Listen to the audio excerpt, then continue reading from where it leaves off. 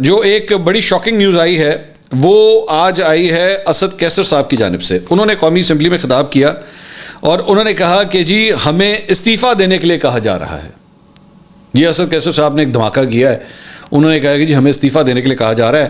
کہہ رہے ہیں کہ اسپیکر سے بات کی گئی ہے, آپ استعفیٰ دے دیں, آپ کا استعفیٰ منظور کر لیا جائے گا.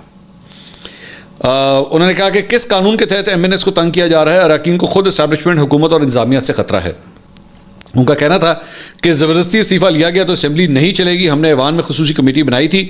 اس کمیٹی نے ابھی تک کیا نتیجہ نکالا ہے؟ پنجاب میں ہمارے اراکین کے گھروں پر چھاپے مارے جا رہے ہیں. تو اس ساری چیز کے اندر مطلب یہ بڑی شاکنگ بات ہے. اسد آئی ہوپ کہ he has the proof also کہ وہ جو اتنی بڑی بات کہہ رہے ہیں کہ پاکستان تحریک انصاف کے لوگوں کو جو ہے وہ استعفے دینے کے لیے کہا جا رہا ہے. ایک جگہ پاکستان تحریک انصاف جو ہے وہ مذاکرات کرنے کے لیے تیار ہے, وہ ٹیبل کے اوپر بیٹھنا چاہتی ہے, اور دوسری جگہ پہ آپ یا کون, ان کو مجھے نہیں پتا کون کہہ رہا ہے کہ جی آپ استعفے دے دیں. تو اسد کیسر صاحب کو چاہیے کہ اس کی پوری ڈیٹیل جو ہے وہ میڈیا کے سامنے لے کر آئیں کہ کس نے ان کو یہ بات کہی ہے, ان کو کہی ہے یا ان کے کسی MNA کو کہی ہے کہ جی آپ استعفیٰ دے دیں. دس اے ویری سیریس ایلیگیشن جو اسد کیسر صاحب کی جانب سے لگائی گئی ہے. آپ کو پسند ہو یا نہ پسند ہو کہ ڈونلڈ ٹرمپ کا جو ایلچی ہے وہ عمران خان کی رہائی کا مطالبہ کر رہا ہے. اصل مدعا یہ ہے. اب باقی آپ اس کی چیزیں کہتے رہیں, وہ ہم جنس پرست ہے, وہ جناب وہ یہ بھی کرتا ہے, وہ یہ گناہ بھی کرتا ہے, وہ گناہ بھی کرتا ہے.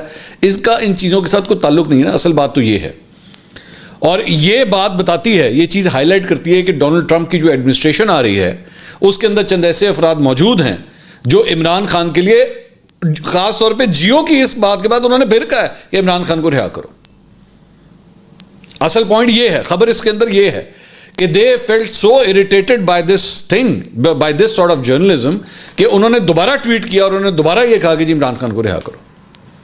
شاید جیو نے اگر یہ حرکت نہ کی ہوتی تو شاید یہ ایسا نہ ہوتا. اور دوسری بات یہ کہ اب جب ظاہری بات ہے یہ, میں صرف آگے کی میں سوچ رہا ہوں, میں آگے کے بارے میں سوال رکھ رہا ہوں کہ جب ادھر ڈونلڈ ٹرمپ کی ایڈمنسٹریشن آئے گی, ٹھیک ہے, اور وہ آ کے سارے انتظامات کو سنبھالے گی, سیکرٹری آف اسٹیٹ ان کا ہوگا, فارن افیئرز میٹرز کو جو ہے وہ ہینڈل کر رہا ہوگا, سب کچھ کر رہا ہوگا, تو آپ کے خیال میں یہاں کی جو ایمبیسی ہوگی یا یہاں کا جو ایمبیسڈر ہوگا, امریکن ایمبیسڈر جو پاکستان کے اندر ہوگا, اس کو کوئی میمو نہیں جائے گا کہ بھائی جان ذرا جیو سے دھیان سے, یا جیو کے رپورٹر سے یا جیو سے انٹریکٹ کرتے ہوئے ذرا 100 دفعہ سوچ لیجیے گا, کیونکہ یہ اس طرح کرتے ہیں, یہ یوں اینگلنگ کرتے ہیں چیز کو.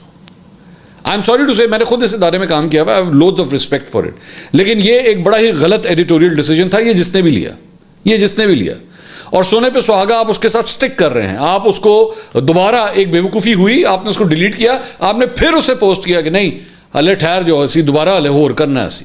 یہ والی جو اینگلنگ ہے نا کہ ہو بھائی یہ جڑا عمران خان کو سپورٹ کر رہے ہیں نا وہ ہم جنس پرست ہے, تو پھر اس کا مطلب ہے کہ پوری دنیا میں آئندہ جب بھی کوئی شخص کسی سیاسی جماعت کو اگر سپورٹ کرے تو پہلے اس سے پوچھ لیا جائے بھائی جان آپ اسٹریٹ ہیں یا آپ ہم جنس پرست ہیں, پہلے ان سے یہ پوچھ لیا جائے. مطلب بچوں والی بات ہے یہ.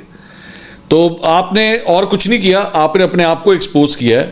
کل کو جب وہ آپ کے سے انٹریکشن کریں گے تو آپ کے اپنے لیے پرابلمٹک ہوگا یہ.